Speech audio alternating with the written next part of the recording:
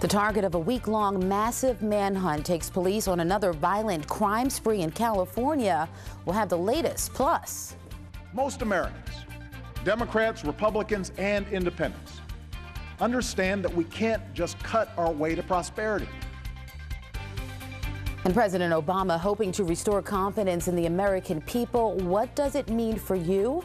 A political analyst breaks down his State of the Union address and how can you lose weight and help charities all at the same time. Showers remain spotty across the local region, but there's still a little bit of a risk for strong storms overnight. We'll talk about it in just a bit. Live from the Wtxl studios, this is ABC 27's News at 11.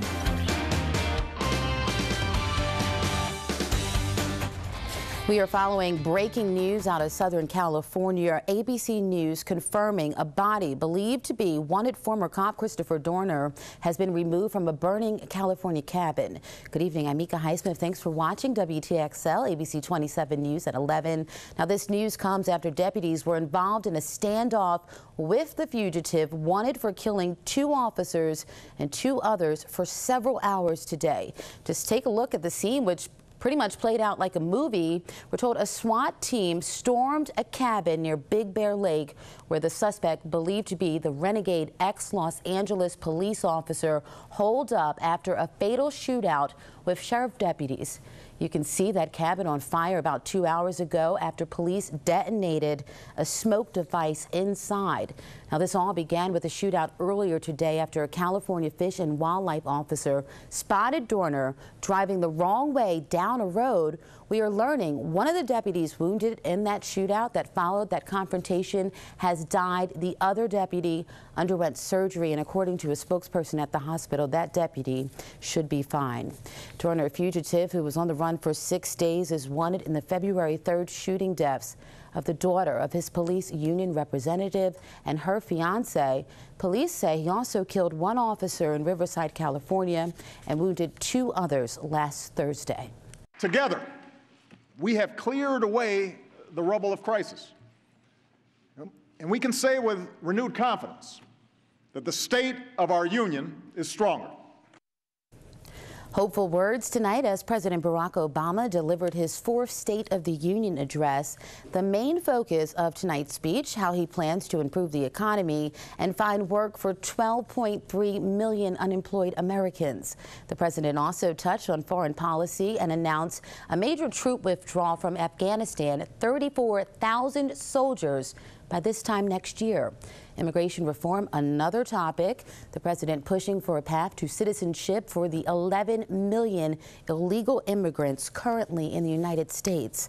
And we're taking a closer look at the president's speech. Joining us now live via Skype, political science professor from the Leroy Collins Institute at Florida State University, Dr. Carol Wtxl. Thank you so much, Dr. Wtxl, for joining us. You're welcome. Pleased to be here. Let's dissect the president's speech now. We'll start with jobs and the economy. The president said after a grueling recession, businesses added 6 million new jobs. He's been fighting to get Americans back to work. Are his recommendations realistic? Yes and no. They are a lot of the recommendations we've known for a long time. He wants to change the tax code. He wants to bring back jobs into the country. He wants to get rid of some of the loopholes, which, interestingly enough, Governor Romney had also been in favor of.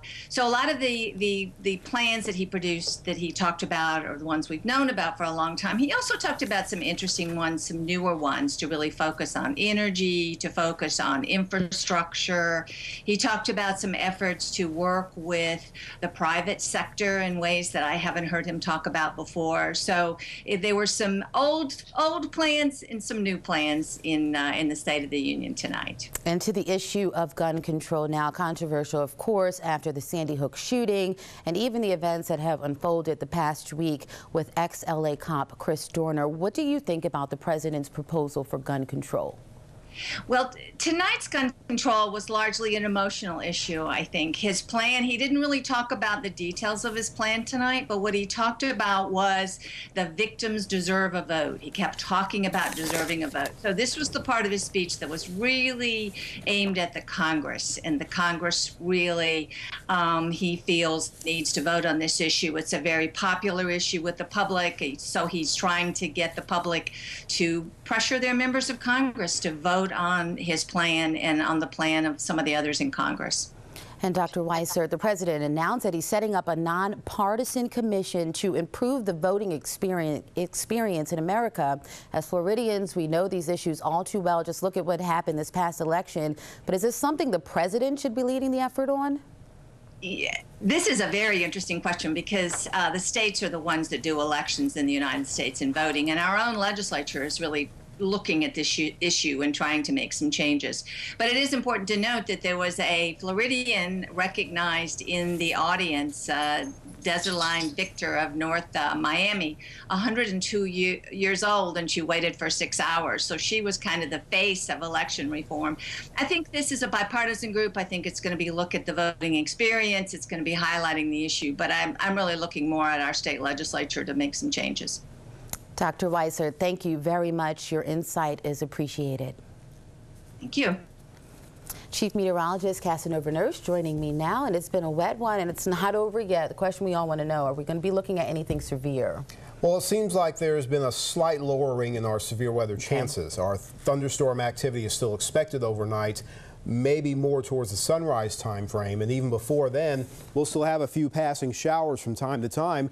If you set foot outside earlier this evening, you probably noticed it feels a little bit more like a summer evening with a lot of warmth, a lot of mugginess and humidity, and it's really setting up the atmosphere to be primed to form areas of rain even before the frontal boundary gets here. That's exactly what we have across the Big Bend region, but the thing is, they're just showers, general spritzes of rain, a few occasional downpours, and they are moving at a fairly quick clip, moving off towards the northeast, but these are showing signs of not really major intensification right now, but it is an indication that the atmosphere is well worked to where any sort of rising air motion may form some showers.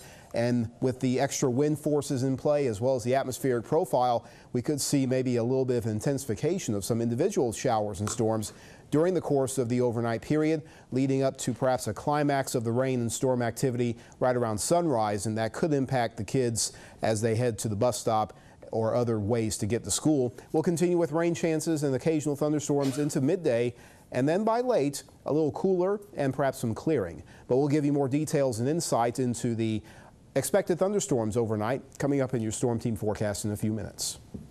All right, Cass, thank you. Florida Governor Rick Scott's jobs package is coming under fire from increasingly skeptical lawmakers. Scott wants to double the amount of tax dollars set aside to create new companies or help existing ones. The governor wants to boost the current amount from $111 million to more than $200 million. But some state Republican lawmakers just aren't sure if the money is going to the right places and whether it's actually helping those companies who are really in need. Meanwhile, a top GOP senator from Orlando is filing a bill he says would clamp down on some of the state tax credits now being handed out to businesses. And tonight, Florida lawmakers are working on a bill to keep children safe at school bus stops. Legislators are drafting a House bill that would let school districts put cameras on buses in hopes of getting pictures of drivers who do not stop for school bus signs. Under the bill, for which there is no Senate companion yet, the images or recorded video by a school bus safety camera cannot contain the faces of people driving through the stop sign. The fine for getting caught under this legislation, $250. Well, smaller, lighter, more powerful. Those are the words used to describe the atomic bomb launched by North Korean leaders today, and a Leon County leader on a mission to take pounds off of local residents while adding money to local charities. Ahead, how you can take part.